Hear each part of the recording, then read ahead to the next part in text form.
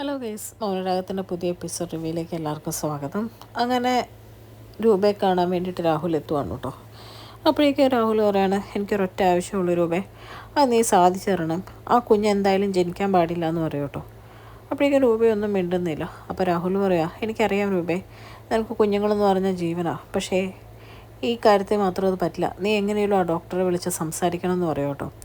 ഇത് കേൾക്കുന്ന രൂപ തറപ്പിച്ച് പറയാണ്, ഏട്ടൻ എന്ത് സഹായം വേണേലും വേറെ ചോദിച്ചോളൂ, പക്ഷെ ഒന്നും അറിയാത്ത കുഞ്ഞുങ്ങളെ അതുങ്ങളെ കൊല്ലാൻ എന്നെ കൊണ്ട് പറ്റില്ല, ഇത് മാത്രം ഞാൻ ചെയ്യില്ല എന്ന് പറയും കേട്ടോ. അപ്പോഴേക്ക് രാഹുൽ പറയാണ്, നമുക്ക് ഒരുപാട് പദ്ധതിയുണ്ട് രൂപേ. എൻ്റെ മോൻ നിൻ്റെ മോളെ വിവാഹം കഴിക്കണമെങ്കിൽ ആ കുഞ്ഞതൊരു തടസ്സം തന്നെയാണ് എന്നിങ്ങനെ പറയുമ്പോൾ രൂപ പറയുന്നുണ്ട്, എന്താ ഏട്ടൻ ഇങ്ങനെ കുഞ്ഞിനെ കൊല്ലണം എന്നുള്ള രീതിയിൽ മാത്രം പറഞ്ഞേ. അച്ഛൻ മനോഹറാണെങ്കിൽ പോലും ആ കുഞ്ഞിൻ്റെ അമ്മ സരയുവാണ്, അവളിതെങ്ങനെ സഹിക്കും എന്നിങ്ങനെ ചോദിക്കുമ്പോൾ രാഹുൽ പറയാം, അവൻ്റെ പൂർവ്വകാല ചരിത്രം അറിഞ്ഞു കഴിഞ്ഞാൽ ആ കുഞ്ഞിനെ പ്രസവിച്ചല്ലോ എന്ന് ഓർത്തായിരിക്കും എൻ്റെ മോള് വിഷമിക്കാൻ പോകുന്നത് എന്ന് പറഞ്ഞിട്ടും സമ്മതിക്കുന്നില്ല കേട്ടോ രൂപ പറയാണ്, ഇത് മാത്രം എന്നെ കൊണ്ട് പറ്റില്ല ഏട്ടാ എന്ന് പറയുവാണ്.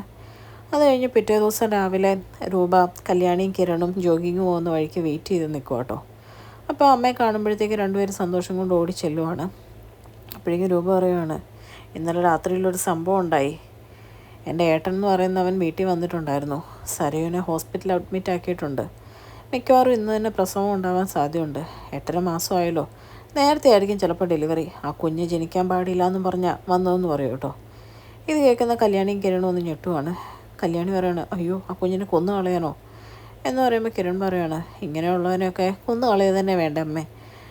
അച്ഛനോട് തീരുമാനിച്ചു കഴിഞ്ഞ് കഴിഞ്ഞാൽ അവൻ്റെ മരുമോനെയും കൊണ്ട് തന്നെ വേണമെങ്കിൽ അവനെ കൊല്ലിക്കാൻ പറ്റും. അത്രയ്ക്ക് എളുപ്പ കാര്യം എന്ന് പറയുമ്പോഴേക്കും കല്യാണി പറയുന്നുണ്ട്, നമ്മളങ്ങനെയൊന്നും ചെയ്യണ്ട.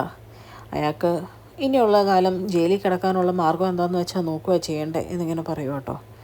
ഇതൊക്കെ കേട്ടിട്ട് കിരൺ പറയുവാണ്, എന്തായാലും ആ കുഞ്ഞ് ജനിക്കരുതെന്ന് അയാൾ ആഗ്രഹിക്കുന്നുണ്ടെങ്കിൽ നമുക്കൊക്കെ ആഗ്രഹം ആ കുഞ്ഞ് ജനിക്കണം എന്നാണ്. അപ്പോൾ എന്ത് വില കൊടുത്തും ആ കുഞ്ഞ് ജനിക്കാൻ വേണ്ടി എന്താണെന്ന് വെച്ചാൽ നമ്മൾ ചെയ്തേ പറ്റുള്ളൂ അമ്മേ എന്നിങ്ങനെ പറയും കേട്ടോ. അപ്പോഴും കല്യാണി ചോദിക്കുന്നുണ്ട്, അമ്മയുടെ അടുത്ത് വന്നിട്ട് കാര്യം നടക്കില്ല എന്ന് കണ്ടു കഴിഞ്ഞാൽ അയാൾ ഡോക്ടറെ പോയി ഡയറക്റ്റ് സ്വാധീനിക്കില്ലേ എന്നിങ്ങനെ ചോദിക്കും കേട്ടോ. രൂപ പറയാണ്, മനസ്സാക്ഷിയുള്ള ഒരു ഡോക്ടറും അങ്ങനെ ചെയ്യുമെന്ന് എനിക്ക് തോന്നുന്നില്ല എന്നിങ്ങനെ പറയുന്നുണ്ട്. പിന്നെ കാണിക്കുന്ന ശാരീനെയാണ് കേട്ടോ. ശാരിയാകെ ടെൻഷൻ അടിച്ച് ലേബർ റൂമിൻ്റെ ഫ്രണ്ടിൽ ഇരിക്കുവാണ്. അപ്പോൾ മനോഹർ പറയുന്നുണ്ട്, അമ്മയ്ക്ക് ടെൻഷനാണെന്നറിയാം, പക്ഷേ സരയുവിൻ്റെ അമ്മ എന്ന് പറഞ്ഞ് നടക്കുന്ന ഒരുത്തോളുണ്ടല്ലോ, അമ്മ തലക്കടിച്ച് വീഴ്ത്തിയോളൂ, അവളും ഈ ഹോസ്പിറ്റലിൽ തന്നെയാണ് ഉള്ളതെന്ന് പറയും കേട്ടോ. ഇതും കൂടെ കേൾക്കുമ്പോൾ ശാരിക്ക് ഒന്നുകൂടെ ടെൻഷൻ ആവുക. എന്നിട്ട് ശാരി പറയാണ്, എൻ്റെ മോനെ ഇവിടുന്ന് എത്രയും പെട്ടെന്ന് മൂക്ക് കുഴപ്പമില്ലെങ്കിൽ നമുക്ക് പോവാം, വേറെ ഏതെങ്കിലും ഹോസ്പിറ്റലിലോട്ട് പോവാം, ഇല്ലേ ഇനിയിപ്പോൾ അവൾ കയറി വരും എൻ്റെ മോളാ എന്നൊക്കെ പറഞ്ഞുകൊണ്ട് എന്നിങ്ങനെ പറയും കേട്ടോ.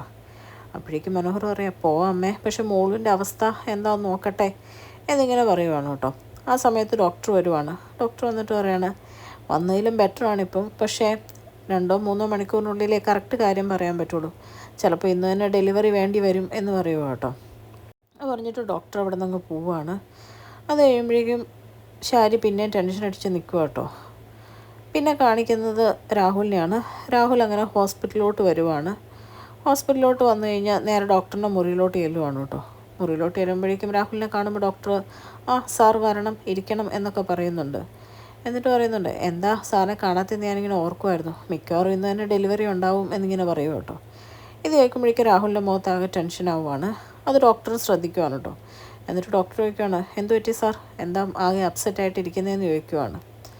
അപ്പോഴേക്കും രാഹുൽ പറയാണ്, എനിക്ക് ഡോക്ടറിനോടൊരു കാര്യം പറയാനുണ്ട്, ഈ കുഞ്ഞ് ജനിക്കാൻ പാടില്ല എന്നിങ്ങനെ പറയും കേട്ടോ. അപ്പോഴേക്കും ഡോക്ടർ അന്തം വിട്ടുപോവാണ്. ഇതെന്താ ഈ പറയുന്നത് എന്നിങ്ങനെ ചോദിക്കുമ്പോൾ പറയുകയാണ്, എൻ്റെ മരുമോനാന്ന് പറഞ്ഞ് നടക്കുന്നവനുണ്ടല്ലോ, അവൻ നാട് മുഴുവൻ പെണ്ണും കെട്ടി നടക്കുന്ന എടുത്തവനാ. അവൻ്റെ കുഞ്ഞിനെങ്ങാനും പ്രസവിച്ചതെന്ന് എൻ്റെ മോള് എന്തെങ്കിലും സത്യങ്ങൾ അറിയും പറഞ്ഞു കഴിഞ്ഞാൽ അവളുടെ ജീവിതം തന്നെ വെറുത്തു പോവും എന്നിങ്ങനെ പറയുമ്പോൾ ഡോക്ടർ ചോദിക്കുകയാണ്, എങ്കിൽ പിന്നെ ഇത് നിങ്ങൾക്ക് നിങ്ങളുടെ മകളോടും ഭാര്യയോടും പറയാൻ പാടില്ലേ എന്നിങ്ങനെ ചോദിക്കുക കേട്ടോ. അപ്പോഴേക്ക് രാഹുൽ പറയുന്നുണ്ട്, അതൊന്നും ഇപ്പോൾ പറയാൻ പറ്റുന്നൊരവസ്ഥയല്ല. ഡോക്ടർ എങ്ങനെയും ഈ കുഞ്ഞ് ജനിച്ചു കഴിഞ്ഞ് കഴിഞ്ഞാൽ അത് ജീവനോടെ പിന്നെ ഈ ഭൂമിയിൽ ഉണ്ടാവാൻ വേണ്ടി അനുവദിക്കരുത്. എത്രയാ കാശെന്ന് വെച്ചാൽ തന്നേക്കാം, ഒരു 10-15 ലക്ഷം രൂപ ഉറപ്പായിട്ടും ഡോക്ടറിന് കിട്ടിയിരിക്കും എന്ന് പറയും കേട്ടോ. എങ്ങനെയാലും സഹായിച്ചേ പറ്റുള്ളൂ എന്നൊക്കെ രാഹുൽ പറയുമ്പോഴേക്കും ഡോക്ടർ പറയുവാണ്, ചെയ്യുന്നത് ശരിയല്ല, എൻ്റെ എത്തിക്സ് വെച്ച് ഒരു ഡോക്ടറും ചെയ്യാൻ പാടില്ലാത്ത, എങ്കിലും ഞാനൊന്ന് ശ്രമിച്ചു നോക്കാം എന്ന് മാത്രം പറയുക കേട്ടോ. അത്രയും കേൾക്കുമ്പോഴേക്കും രാഹുലിന് ഒരു ആശ്വാസമാവുകയാണ്. രാഹുൽ അവിടെ നിന്ന് ഇറങ്ങുവാണ് കേട്ടോ. അത് കഴിഞ്ഞ് മനോഹറും ശാരി ഇങ്ങനെ സംസാരിച്ചുകൊണ്ടിരിക്കുകയാണ്. അപ്പോഴേക്കും മനോഹറിനോട് ശാരി പറയുന്നുണ്ട്, മോനെല്ലാം പോയി ഒന്ന് ഫ്രഷ് ആയിട്ട് വാ, ഇന്നലെ രാത്രി തൊട്ട് ഇവിടെ നിൽക്കുമല്ലേ എന്നിങ്ങനെ ചോദിക്കുമ്പോഴേക്കും മനോഹർ പറയാം, അമ്മ സാരമില്ല, ഞാനും കൂടി ഇവിടെ നിന്നോളാം എന്നിങ്ങനെ പറയും കേട്ടോ. അപ്പോഴേക്കും ദേഷ്യം വന്നൊരു ശാരി പറയണം, മോൻ വീട്ടിൽ പോയിട്ട് അങ്ങേരെ ഇങ്ങ് പറഞ്ഞു വിട്, അവിടെ ഒരു പണിയില്ലാതെ ഇരിക്കുമല്ലേ എന്നിങ്ങനെ ചോദിക്കും കേട്ടോ. അങ്ങനെ അവർ സംസാരിച്ചുകൊണ്ടിരിക്കുന്ന സമയത്ത് തന്നെ രാഹുൽ അങ്ങ് വരുവാണ്. രാഹുൽ വന്നിട്ട് ശാരിയോട് പറയുകയാണ്, ഞാൻ ഡോക്ടറെ കണ്ടായിരുന്നു എന്ന് പറയുമ്പോഴേക്കും ശാരി പറയാം, ഇന്നലെ രാത്രി മോളെയും കൊണ്ട് ഇങ്ങ് വന്നാ, നിങ്ങൾക്ക് ഇപ്പോഴാണോ ഇങ്ങ് വരാറായത് എന്നിങ്ങനെ ചോദിക്കുവാണ്. അപ്പോഴത്തേക്കും മനോഹർ പറയുന്നുണ്ട്, സാരമില്ല അമ്മേ, വിട്ടേക്ക്, തലയ്ക്ക് സുഖമില്ലാത്ത ആൾക്കല്ലേ, അപ്പോൾ ചിലപ്പോൾ ഇങ്ങനെയൊക്കെ ആയിരിക്കും എന്നിങ്ങനെ പറയും കേട്ടോ. അത് കഴിഞ്ഞ് ശാരി പറയുന്നുണ്ട്, ഞാൻ കുറച്ച് മുമ്പ് മോളെ കയറി കണ്ടായിരുന്നു, അച്ഛൻ വന്നില്ലേന്ന് ചോദിച്ചു. വന്നു എന്നാണ് ഞാൻ പറഞ്ഞത്, അല്ലാതെ പ്രാന്തനായിട്ടുള്ള അച്ഛനെ കൊണ്ടൊന്നിനും കൊള്ളത്തില്ല എന്ന് ഞാൻ പറഞ്ഞില്ല. മോളെ ചങ്ക് തകർന്നു പോകും. നിങ്ങളെ മോക്കെന്തേലും ഇത്ര നാൾ മേടിച്ചു കൊടുത്തോ ഗർഭിണിയാണെന്നറിഞ്ഞിട്ട്? അങ്ങനെ ഓരോ കുറ്റങ്ങൾ ഇങ്ങനെ പറയും കേട്ടോ.